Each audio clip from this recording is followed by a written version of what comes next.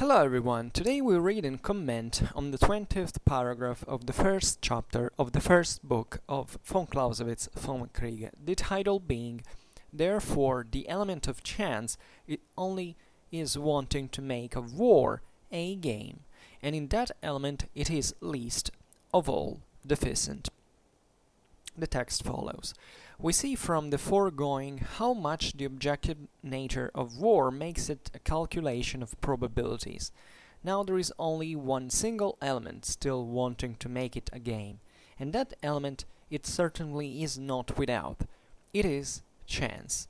There is no human affair which stands so constantly and so generally in close connection with chance as war. But together with chance, the accidental and along with it good luck occupy a great place in war. So this is a very short paragraph, as you have just listened, but it's very, very important. I mean, of course, all von Clausewitz paragraphs are kind of important. I tell it every time. This one is particularly, albeit, it doesn't really, von Clausewitz will fundamentally develop this concept in the following paragraphs, but this is more like a definition, like observing that, especially this phrase, that there is no human affair which stands so constantly and so generally in close connection with chance as war. This leads to potentially infinite amount of considerations can be drawn. Let's analyze a little bit the phrases that are very simple. So we see from the foregoing, so for what was explained in previous paragraphs, how much the objective nature of war makes it a calculation of probabilities. In the previous paragraphs we have seen, if you have watched, if you have followed the videos, that fundamentally there is always a degree of probabilities that you have to take into account for something to happen into war, which in turn derives from the lack of knowledge, fundamentally, of that the single actor, single fighter has in war, concerning really everything it has in front of his eyes, but also within himself, because being in charge of a certain army, of a certain unit, doesn't make you at all, actually all-knowing about what's going on, even there. So, even if every assessment was done correctly, still there is a time, still there is a other elements that can intervene at every moment. So therefore, everything that you have to base your decisions on is fluid, is in movement, is in constant evolution, is in constant transformation. So you can't fundamentally grasp it at the same moment. This is a gnosiological problems that happens literally in every human affair. Only the time that takes for our brain to process the informations that come throughout our senses is effectively making us living in a sort of past, in a lagging, let's say, behind reality as it evolves, and ultimately our task is to understand what happens all around in order to live in reality, and we do it by a certain degree of approximation in every activity. So this is important to relate with the Clausewitzian concept that war is the human affair to which chance intervenes more constantly, more generally, because it's in many ways and in a smaller range a way that fundamentally occurs in every other situation, so that you can understand by yourself. It's like, say, studying even what happens in war. Since we cross with military history and all this stuff, we know that fundamentally it's very difficult to reconstruct the course of a battle, of a war, simply because we lack information, and we don't really know what happens. So when you're out there, and that's something you can do easily sitting on a chair, at your home with books and stuff. But when you're out there on the field, what's happening is going to determine fundamentally how the whole thing you're surrounded, but will evolve. And you're pressured. You're pressured by time. You're pressured by fear, by other emotions that naturally tend towards irrational directions that you have also to try to mitigate. So even this is a dynamic that consumes valuable energies and resources that are taken away from the calculation and the assessment of reality, etc. What von Clausewitz has told us in the previous paragraphs is fundamentally, when you take a decision in war, there is always a degree of risk attached to it. There is nothing like the perfect decision. A decision that has taken into consideration all what is going on and therefore has calculated the perfect solution, let's say. This is impossible. There is no science of war. There's never been, there will never be. War at best can be an art, which is wholly different. And therefore, this means that war is has by default, is attached by default with risk, which means that if you go out there, you can have even very favorable odds, but you still may lose pretty easily. And the thing evolves because it's not just like one shot, like the Russian roulette. You say fundamentally, okay, well, it's just one click, and you can more or less calculate what the probabilities are, even if you don't know them for sure, and therefore you can assess that risk. But the problem with war is that the situation evolves. You are there are these reciprocal interactions that happen also with the enemy, that strikes back, that is not just a passive being that you can target just until it crumbles. It's something that strikes back. So there is much more that is added to the simple single calculation of one chance, of one probability of something to happen. And the most difficult thing in war is probably to even figure out what among all these objects is going to take the greater influence on the others. I mean, it's not even difficult to understand sometimes, the probability that something will happen or the effect that it can have. The point is understanding of all the various factors, which is the one that's going to interfere the most. This also, we've made very frequently the same example that von Clausewitz does, that is essentially even at the end of a battle, for instance, of which you know more or less the outcome, you may never actually know what is that resulted decisive at the end of the day. You can surely make a list of determining factors that brought to that outcome altogether, as long as you know them, but you can never say, it's very hard to say at least that, this was the most important factor. Also because these factors, most of the times, are all in fact coming all together, partly by chance, and there is never like just one leading factor, because if you were to assume, I don't know, that numerical strength was the thing, obviously it's a banal and idiotic approximation, but just to make you understand, it's never that. There are tons of other factors that intervene. Numbers, okay, what about quality? What about the environment? What about knowledge? What about the leadership? And these are all factors that altogether never can individually, can take over, can get the upper hand over the others, so bending them to the result. And things evolve in very different ways. Just today, for instance, I was writing about a battle from the 14th century. I was studying this, and there was for instance, a kind of clear dynamic of how the fight actually took place. But that is already very complicated to do by itself, which, we never know most of the times how battles were actually fought. But you can. There were several factors This was a medieval, I said 14th century battle. There were several elements. The ground they had to take into consideration. The knowledge about the enemy. There was one side that didn't think the enemy was combat ready and just was pressing on him, advancing in a kind of a, in poor order, let's say, and eventually, found the enemy standing in front of them and creating problem.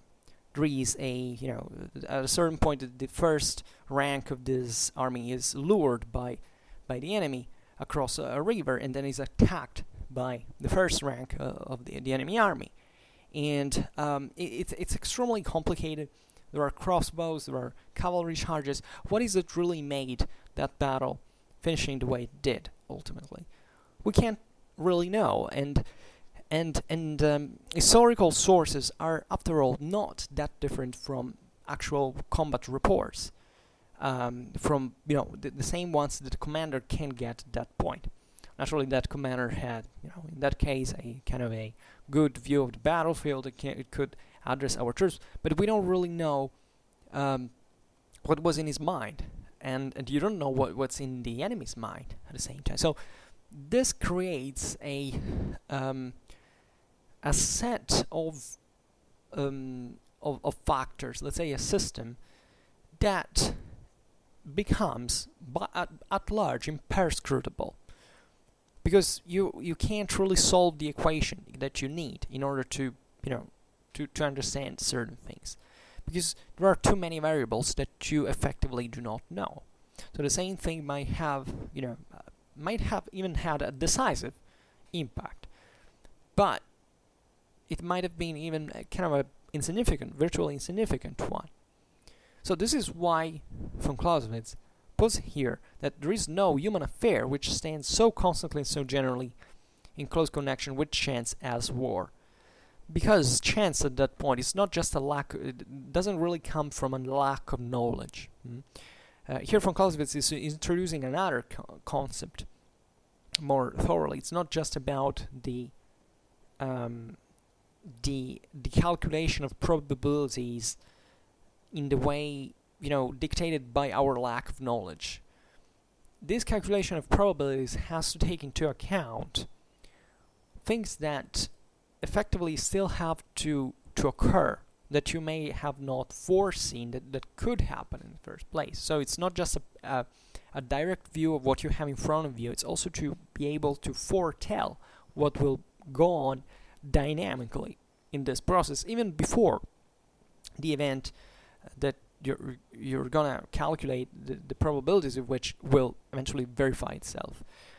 So it's like a game. This is the conclusion that von Clausewitz gets to at this point. And the only element that effectively was missing in the description, in the objective description, as he quite importantly observes, was chance. The idea of chance, the idea that by itself, like in a game, there is no, there would never be a game where where everything is gonna end anyway. Games are designed in a fashion, or they happen to be with a set of rules, etc. Exactly something that can end in many different ways, depending on several factors, including decision making. So it's like a card game that already also last time we remembered von Clausewitz compares to war, in fact, because when you start a card game, it's always those number of cards. The rules can be very simple, but effectively when you start, you don't know how it's going to end. You can make certain calculations, like by saying, that there is a certain random chance that I will get those cards, for instance, that are more that are more valuable, but you may even calculate that mathematically speaking, because it's in fact a matter of probabilities. But until you can get them, you can't effectively know what will happen. So the calculation of probability is always very theoretical in itself, because you're measuring something that until you don't actually get into, you can't tell what will happen, how it will happen like.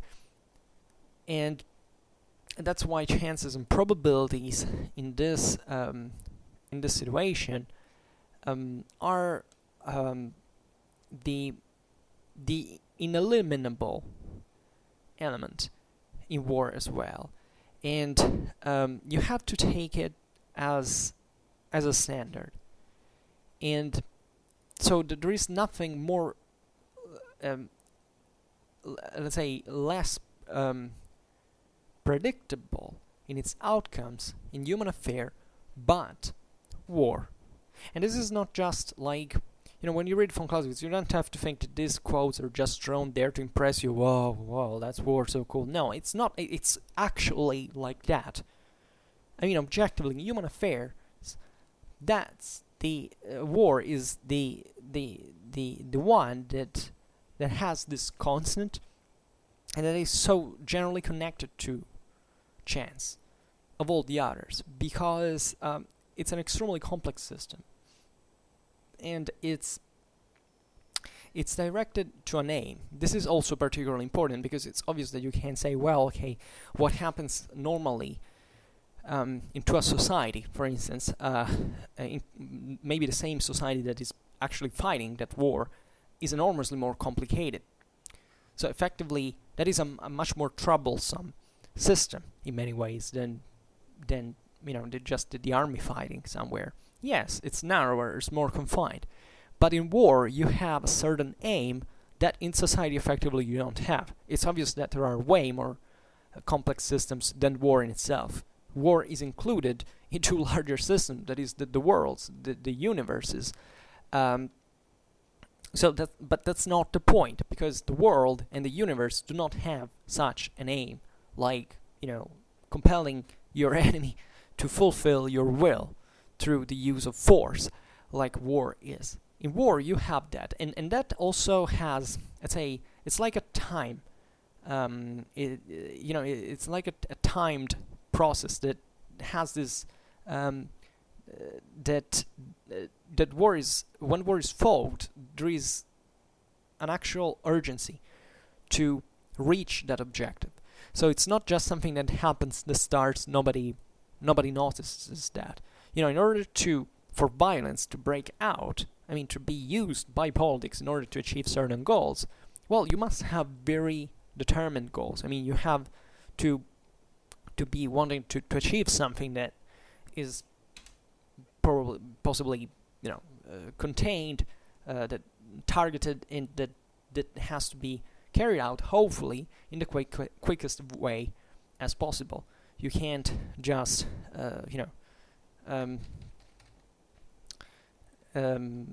lingering into it as if I just make armies staying there. No, because war, by the way, costs a freaking lot, and you have to make an effort in order to fight. So just look at history and look at how costly things like war are. Just look at how much a jet consumes in terms of fuel for every single mission. It's like billions, and that's just a single jet going to maybe throw a bomb or two. Just imagine a world war, and just imagine historically, for anyone who knows war, generally how it also exists, has always been made up for one of the greatest expanses of humanity, of states, chiefly during a given time. Most of the military history we cover is in fact the history of a war, of endemic war, that in that sense was even an instrument for development, in paradoxically given that war destroys, but the whole society was committed into it. Just yesterday we were talking about the seigneurial system in post-Carolingian Europe. Well, that was a world that was basically all about war, and in which resources were continuously produced and consumed, largely to feed that, in order to expand. So you realize how this is such a complex phenomenon that always invested human societies, and that has always been tied to, ultimately, to chance. So it's always been something extremely daring, adventurous, and dramatically also, things can definitely go worse, and they do kind of they tend definitely to get worse over time, generally. Aside from, independently from the who is faring better or worse, the whole situation still degenerates rapidly, costs a lot, consumes energies, makes you tired, makes things, resources being worn out. Excuse me. And you have to get it to get it done quickly if you really want it to be something effective and profitable for you as well. So there is, let's say, a fundamental space in war given to chance. Basically, war gravitates around this calculation of probabilities, and the idea that these probabilities are not just to be considered a priori, like, before the war, I just imagine how things could go, and then I start the war, and more or less what happens remains within the boundaries of what I had foreseen. No, everything can change dramatically, and it can backfire, because that's fundamentally how it goes many times. If you assume that, I don't know, for all the times that someone attacked just to be defeated eventually, or that defended just to pass on the attack, well, that was not expected, initially speaking, but it could happen. We talk about even basically all the conflicts in history that evolved in such a similar manner. There's always a moment of resistance that can, if you study military history, you realize that there's always a moment in which, okay, maybe the odds are particularly favorable structurally, systemically, to a certain for a certain fighter, right? But in the moment in which violence is in combat proper, there are always certain moments to which there is this obstacle to surpass. And generally, as also von Clausewitz explained, this obstacle is never something, that you're gonna use literally all the forces you have in order to overcome. Rarely societies make wars like putting on, let's say, on the putting at stakes its whole power, right? You have a set of battles in a campaign that more or less shift that they're made even just to test the ground. Pretty rarely there is a fight between someone who already knows it will be annihilated. This is also particularly important sometimes because it's politics eventually that dominates the whole thing. If there is a big system that is able to swallow another one, just, I don't know, economically speaking, you don't need war, you just need to wait a little bit. When there is violence involved, it's usually, and hopefully, especially for the attacker to get it done quickly, but at the same time, it's a sort of very intensive force that normally, that is very, exceptional in its nature. Violence in itself, when it breaks out, it's really something rare, taken into comparison of all the other human activities. It's not that we are... Conflict is always there. Conflict is at the base of every single relation that exists within human beings. We're always at conflict with anyone. And conflict is something very subtle to understand. We think at conflict as something dramatic, but everything is conflictual. Everything is polemically put in human society in a way or another. But the outbreak of violence is really not. So when this is done, it's usually also to is an implicit admission in many ways of, okay, we need to be violent because what we want to achieve is very difficultly obtainable otherwise, or at least it would take a lot of time. Violence is this extreme with a very high deterrent force already in itself, even aside from the actual exertion of force. But it's already something that, when a war it's a serious breaks out, it's something serious. It's a serious business. You don't treat it lightheartedly. Of course, violence is employed very widely in many forms, even surgically speaking. Think of all the covert ops that operations that happen all over the world at all moments now. But when you talk about really having to defeat someone, you realize that the odds that existed historically were never kind of almost completely favorable or disfavorable to someone. More or less, if someone used force and the other stroked back, it's because more or less there is a balance that at that point it has nothing to do with how big is the guy, how big are and how powerful are these guys, but also what what this war is fought for, where, and generally with which objectives that, as we have seen in Von Clausewitz, are effectively the ones that determine even the willingness to keep on fighting, for instance. So, chance, this is just for saying that aside from the theoretical abstraction, in actual military history, wars are fought always with, tendentially at least, with a very high chance that the result can be very different, into which chance really plays a big part even in the outcome, the ultimate outcome of the conflict. So the very rarely you have in reality two sides that are extremely determined and that fight till the death, till the annihilation.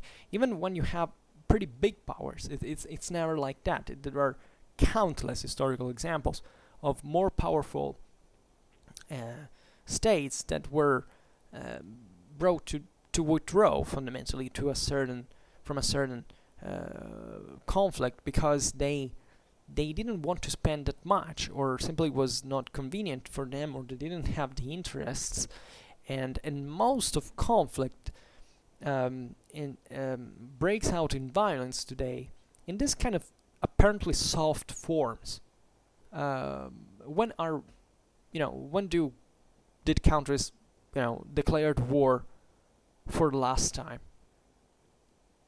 I mean, today it's really, everything is made of, and it's always been so, by the way, of smaller operations. Let's say we have been raised in this 19th century ideal for which everything was extremely formal. If a country just shot one bullet to another, a war had to break out immediately. But it's never been like that. De facto, there's never been this formality. There's never been this mechanicistic functioning between two states that simply had this immediate force to immediate will to fight and to commit themselves thoroughly into a major war by themselves.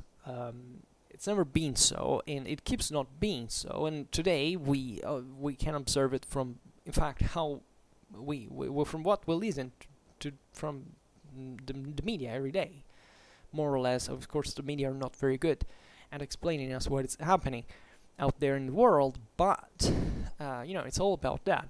Here, that ship has been sunk, that place has been bombed, that place has been attacked.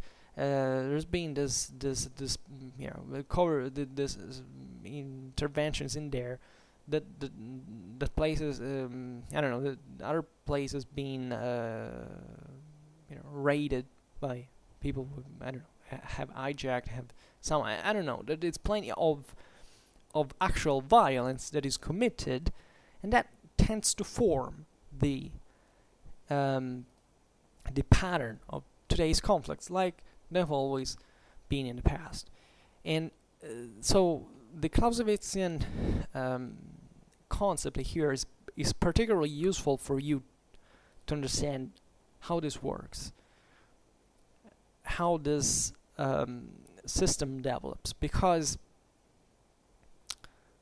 or better, it doesn't make sense, the system develops to say, but how the relations within the various powers actually occur, and how the forces that drive them are operating within them as well, so that we can't talk anymore, but this also never actually existed, historically speaking, of just one country that has that control over its territory, and it's all about that. No, because now everything that happens even within communications, with people's ideas, changes everything, and it's always been so.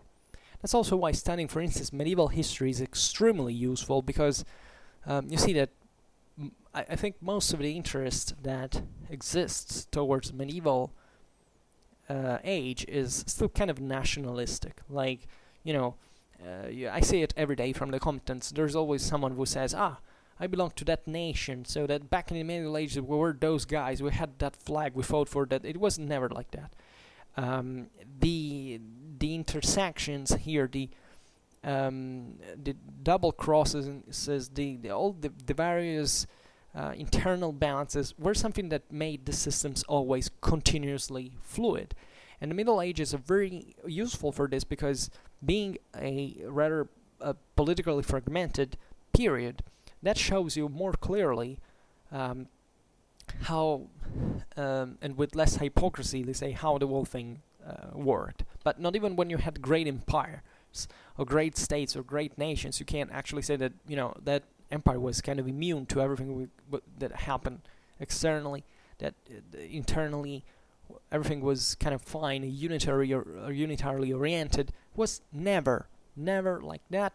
It keeps being like that, and it will always be like that.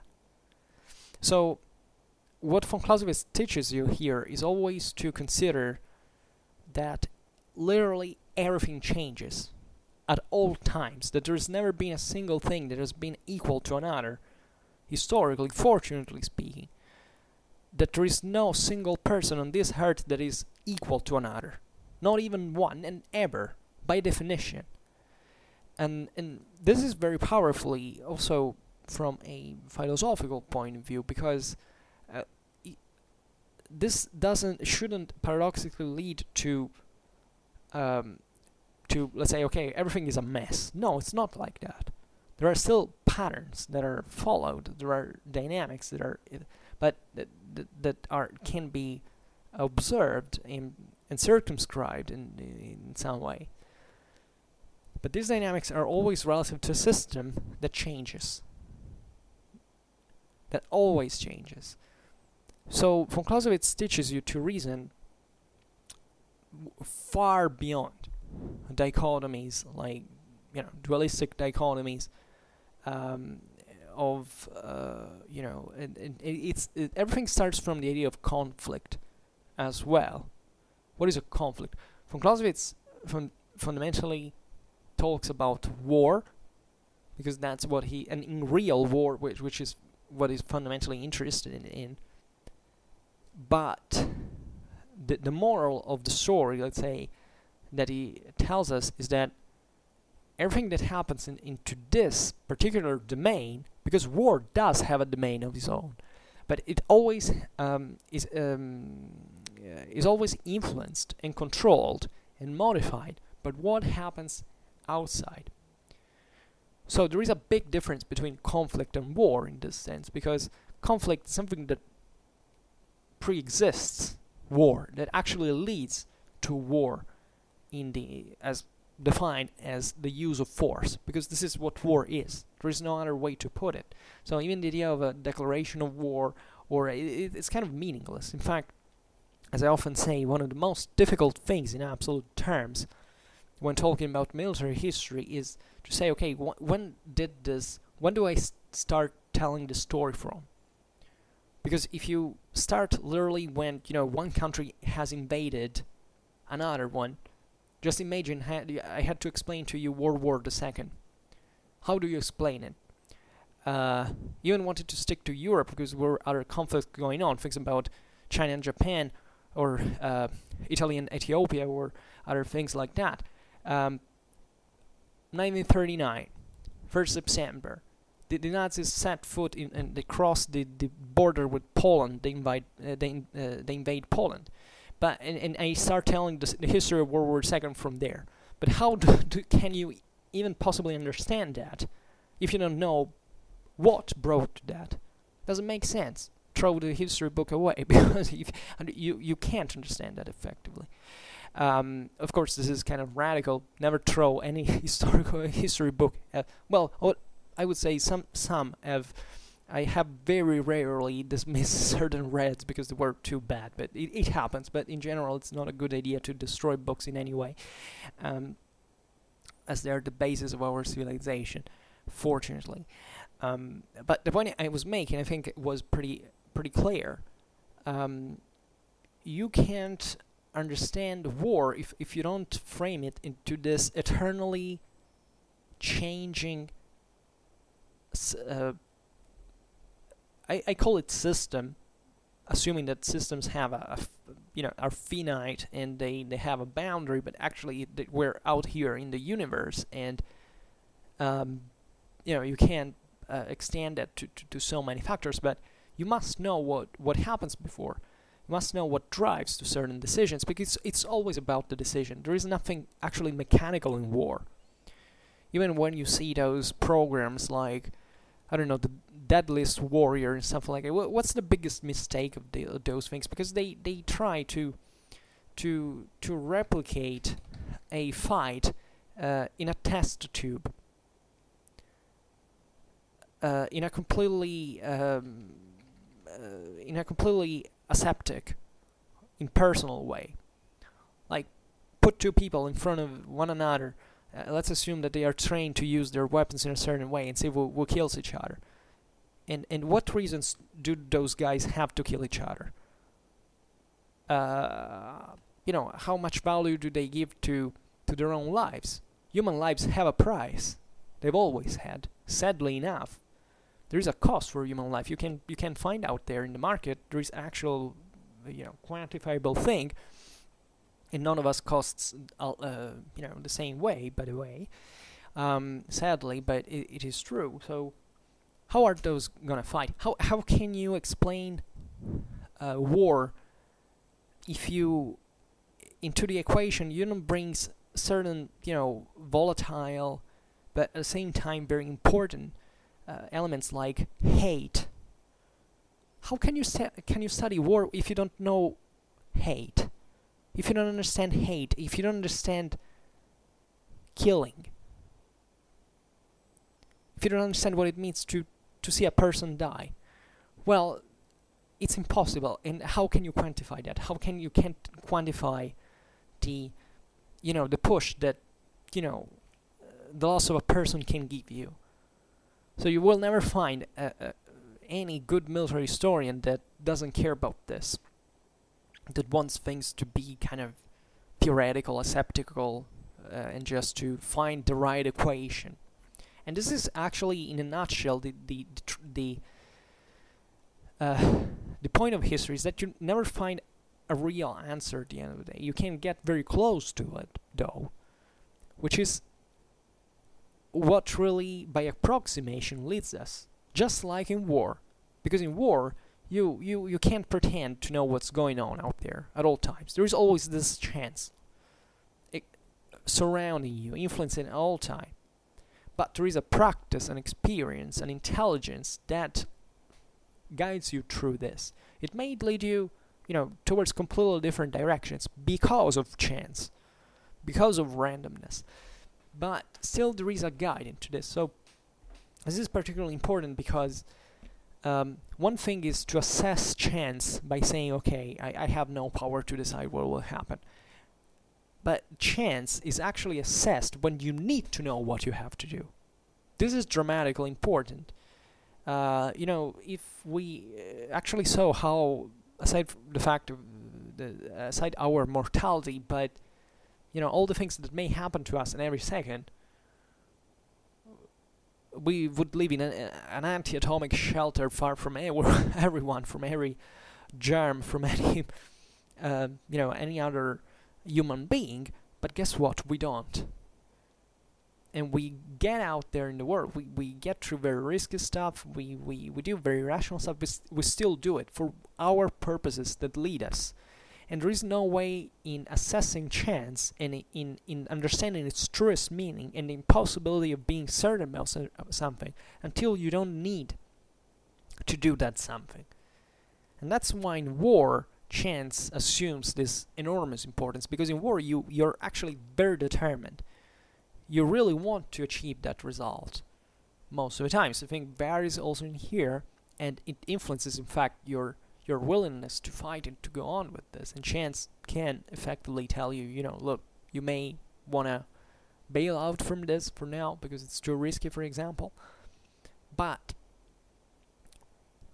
if you are using violence, you're already pressured enough to be willing to take that risk. And in fact, what is also particularly important in here is that the calculation of probability requires intelligence. So that's why in war, intelligence normally is the winning element, because at least normally it's not force, let's say, in itself, because you may be a very strong fighter, but if you don't know how to use your force in this mess that appears in front of you, that force is of no use. This would open also to another chapter, that is the one on doctrine.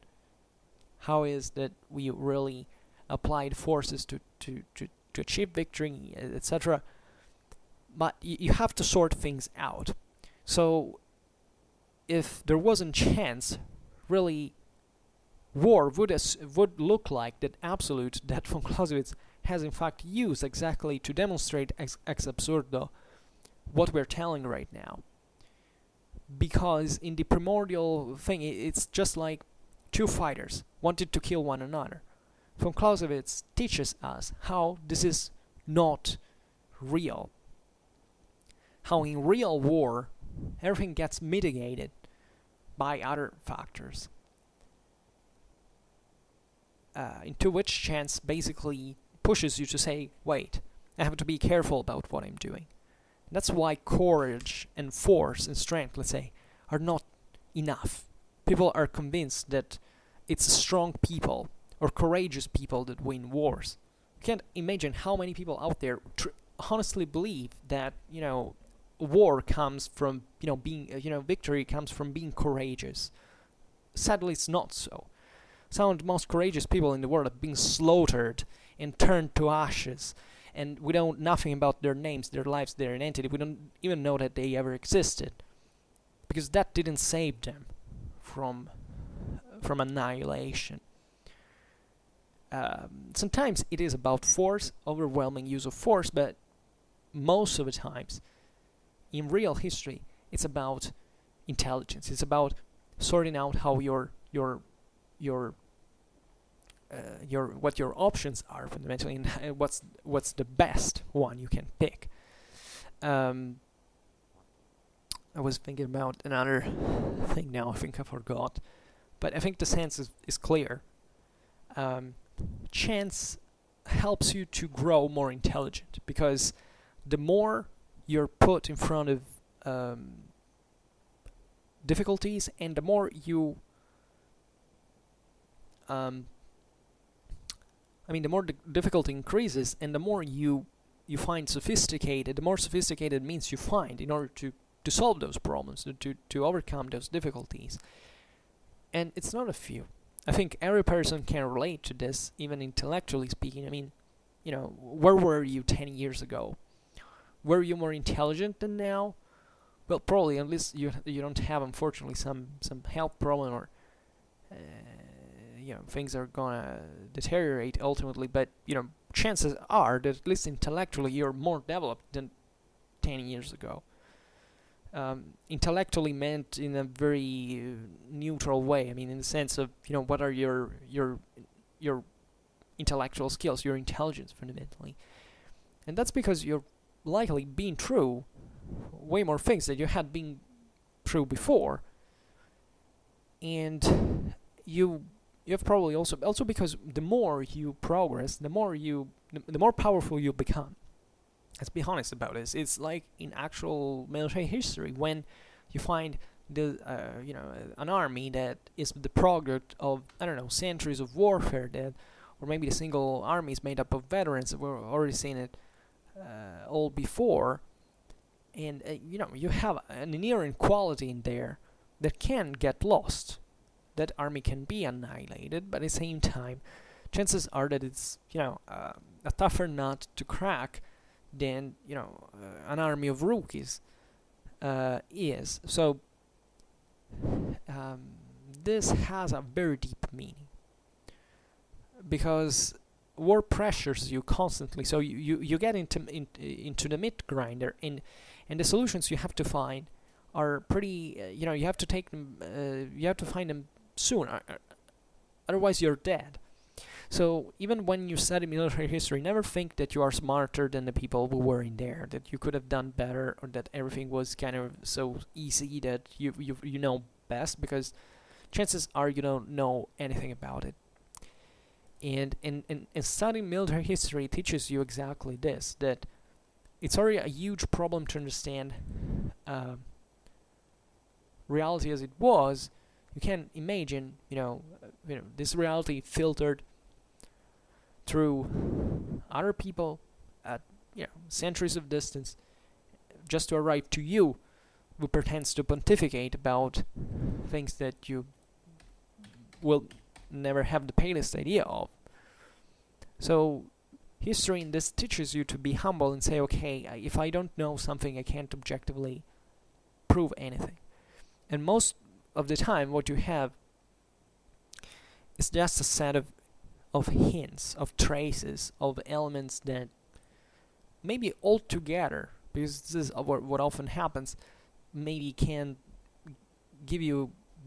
render you back a frame, let's say, of one picture, one dynamic, but will never actually solve the equation by themselves.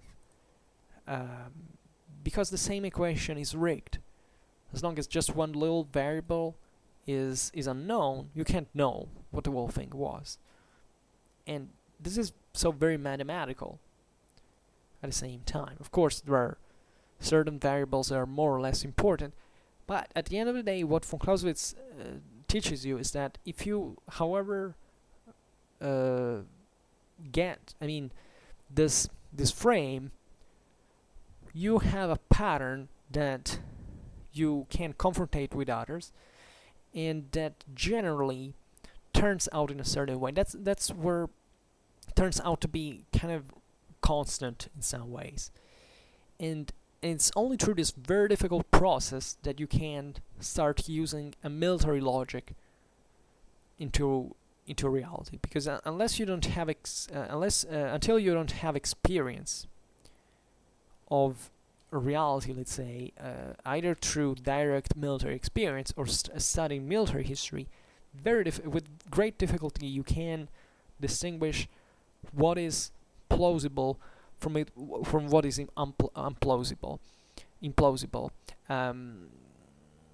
And what is interesting of the Vom Kriege is that it's fundamentally the product of both things, because von Clausewitz was both a general that had risen through the ranks and a military historian. So a guy who saw war both on the battlefield in a personal way. We'll see now. Also, I think von Clausewitz speaks about this pretty soon, or relatively soon, at least in our progression of the Vom Kriege. But he has also put together all other elements and informations from other people. He had made an inquiry, fundamentally. You remember during the introduction of the Vom Kriege, he says, I've been talking, not just I've been through actual warfare and I've seen it, these historical events, etc., Napoleonic Wars, but I've also been talking to people who were renowned, soldiers that had been through certain things and were kind of reliable, because he made a great historical work in many ways. The Vom Kriege doesn't start from a theoretical, an abstract philosophical background.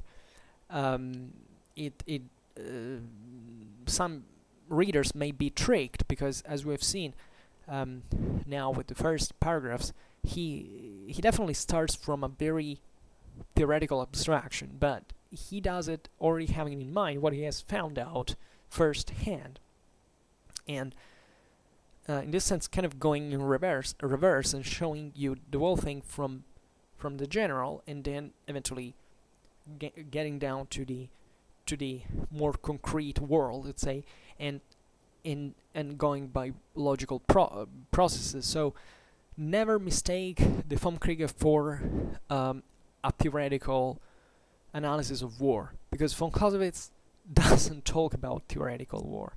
He talks only about real war. And what people tend to do is the other way around all the time.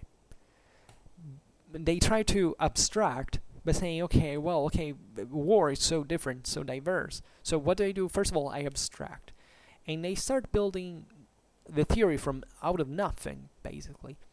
Out of making this sterile and aseptic. Von Clausewitz was writing in polemics exactly against this theoretical abstraction, against this positivistic attitude that was pretty much in vogue actually at the time, in the 19th century. And guess what was survived to inform the military theory of all the nations worldwide, of all the militaries worldwide, the Clausewitzian thought. And all the time I'm struck by the in fact the general forgetfulness that of von Clausewitz worldwide around. This is a person who really changed the face of history forever. Without von Clausewitz, there would have not been the German unification.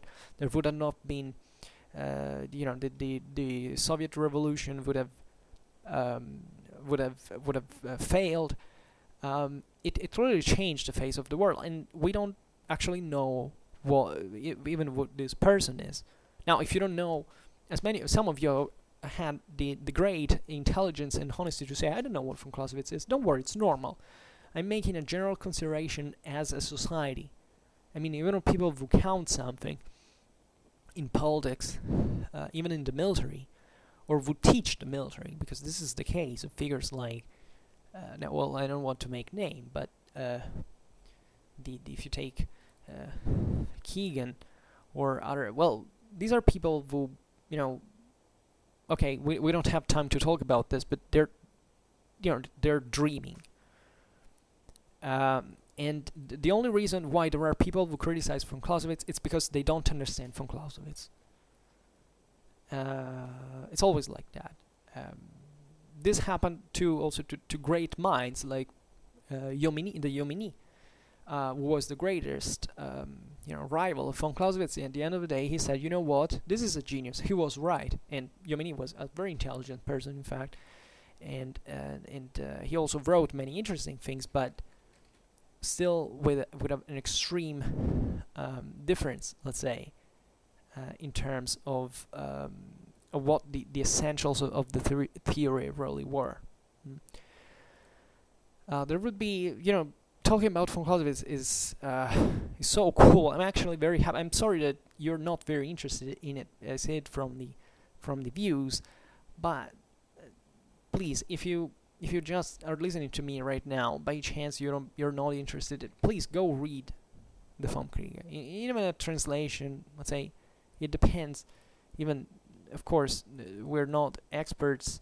I mean, I'm not an expert of Vom Kriege. I should have much better linguistical, philosophical and even military understanding than it should be in order to speak about him. But I think the essentials can be grasped even by someone who just knows von Clausewitz from the day before and wants to read him. It's fine as long as you read him.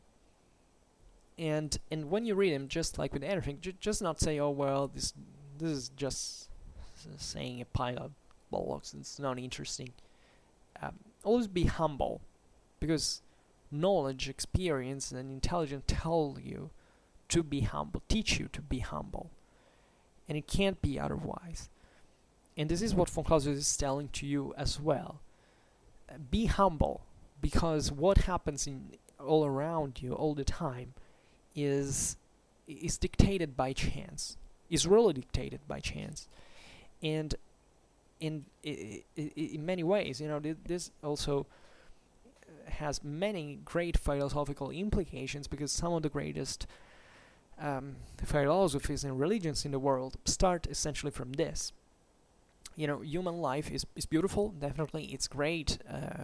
I personally agree with this statement, but at the same time it also has a lot of sufferance, a lot of pain, and guess what? There is most of the times no one who can take you out of the problems but yourself. So if you learn to struggle, if you learn how to be independent, if you learn that fundamentally there are so many factors that can intervene to crush your life from a moment to another, you can stay, which hopefully will not happen, but I wish you really with all my heart that unless you're not a very, very evil person, that will happen. But the best way to get through it is to not to say, okay, well, we are doomed, let's kill ourselves. That's a morally relativistic and destructive attitude. Just get yourself skilled. You will never make it to learn to reach the truth, but at least you will kind of get closer to it, and you will try to sort things out more effectively, because this is at the end of the day what life is, as grim as it may sound, because there is always much greater effort to do than what we wish we could ever be able to do. But it turns out that it's the only way to do things well, and civilization was built effectively through this. And war is one of the best examples of this effort, because sometimes we attach very very negative meaning to it, a very very moral judgment about the fact that war is evil. War in itself is not evil. It's people's intentions that can be good or evil, and war is just an instrument. And as long as you understand this, I think you get so much, because it teaches you both to understand Clausewitzian doctrine in this deeper understanding of war, but it also tells you so much about life, because life is really the same thing. It's not about how, say, physically strong you can ever get, or how even intelligence has its limits, actually, but everything is just a tool in your hand, in your mind, fundamentally, and it all starts from there. And the greatest problems, paradoxically, in our lives are also the most banal. Let's say how lazy you are, how willing you are to pressure yourself to reach a goal, a result. Most of what our failures actually stem from this idea: I don't want to study today because I'm lazy, I don't want, and then you're gonna regret of it. And it's even natural, I mean, it's instinctual, it's how we're programmed. But at the same time, if you want to improve in any way, you have to go against this. And the only way you have to do it is trying to sort things out. For how difficult can it be? It will never happen. Chance will always be there to ruin a part of it, but still you will have done something by that point, which is still better than idling. And if you allow me another final consideration of his strictly historical nature, I think that if you look at many histories, many civilizations, many you realize that the development, or the maturation and the maturity, let's say, of certain civilizations actually passed through war. I mean, in all the great civilizations in history, there's been fundamentally a moment of struggle that passed through these conflicts, and sometimes through open war. A war that, in this sense, helped civilization to sort things out, to grow intellectually, to grow mentally. And what is interesting about this is that you don't go back, because even though you tend to be lazy, you still, when you acquire certain knowledge, very difficultly you will go back.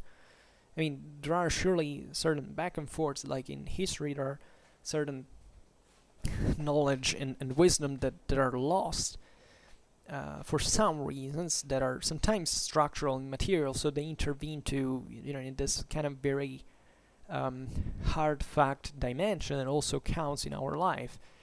But at the same time, when you have reached a stage of intelligence, let's say, it's very difficult you will go in reverse, because you may grow lazier, you may throw it all in the bin in this sense, but at the same time you will have more capacity to go beyond, and war has accelerated this dramatically. Take technology, take even politics in itself. War has taught us even what kind of direction to take sometimes. I think it's undeniable that we live in a moment where there is a moral stagnation, because we aren't pressured anymore. Doesn't necessarily take just war. It might also take poverty and sufferance in general. But war, in this sense, accelerates this problem. So I believe that it's very debatable, but there was an additional morality that, I don't know, post-World War II Western civilization had, just having come out of the ashes of the World War, of the Holocaust, of the destruction of Europe, etc. That has added to the moral need to understand. Okay, now we have to rebuild. We have to do something good. Today, it's we aren't pressured enough. We don't know what to do with our lives. We get bored. We need to invent problems in order to feel ourselves fulfilled in some way. And it's not I'm generally optimistic, even if I tend to be to take pride from my neutrality most of the times in this sense, because I don't think I'm nor optimistic nor pessimistic, but for myself at least I understand that there should be a purpose that has to be understood, because ultimately what may happen could always be beyond even our means of at least we should catch up with what the difficulties, the challenges are. We should grow. There should be a growth in civilization. Unfortunately, history tells us that it's not always the case. Civilizations can also regress, and I'm not saying we need another war, definitely another world war, but fortunately, hopefully not. But it's at the same time learning from these past events and refreshing our minds about what war in fact is, that can dramatically help us in the process. And definitely the Vom Kriege is probably and possibly the most useful starting point, because it's also pretty neutral in himself. It's not a political book. I mean, it deals with politics of course, but it's not politically colored, let's say. It just tells you how certain dynamics intervene, and then you choose. Von Clausewitz is not an opinionist, like saying he writes his book just to say, okay, you have to do like I do. He just tells you, look, this is how it really happens. This has nothing to do with me. It's like more or less everybody who has studied these things knows. I mean, these things well, which is rare to do, but and if you want to do well next time, just take these things into consideration. That this is it. Then it doesn't tell you, go to war now, do this now. He didn't care. And it's interesting because he was, by the way, a man of his times, with his own opinions, with his own passions, with his own beliefs. So it also offers you a model, a method, a general